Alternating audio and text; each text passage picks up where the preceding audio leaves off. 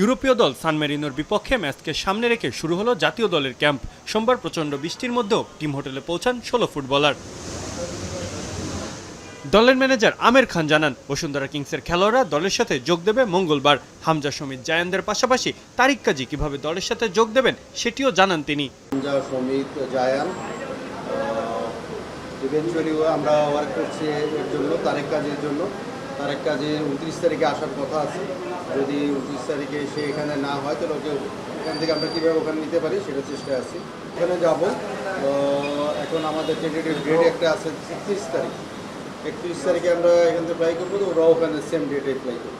নতুন কোচের অধীনে নতুন শুরুর প্রত্যাশা অধিনায়ক জামাল ভুঁইয়ার। আক্ষেপের সুরে জানালেন, আগের কোচ সেভাবে মূল্যায়ন করেনি তাকে, তবে এবার নিজের সেরাটা দিতে পারবেন বলে বিশ্বাস জামালের। আমি আশা করি নতুন কোচ, নিউ স্টার্ট, যারা আগে ছিল উনি আসলে আমাকে প্রেফার করছে না, এটা সবাই জানতো, সবাই জানে। সো আশা করি নতুন coach, new energy, new start, সব কিছু নতুন।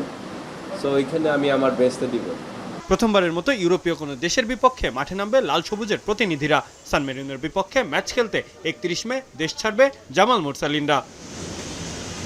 মাহফুজ আহমেদ, এখন, ঢাকা।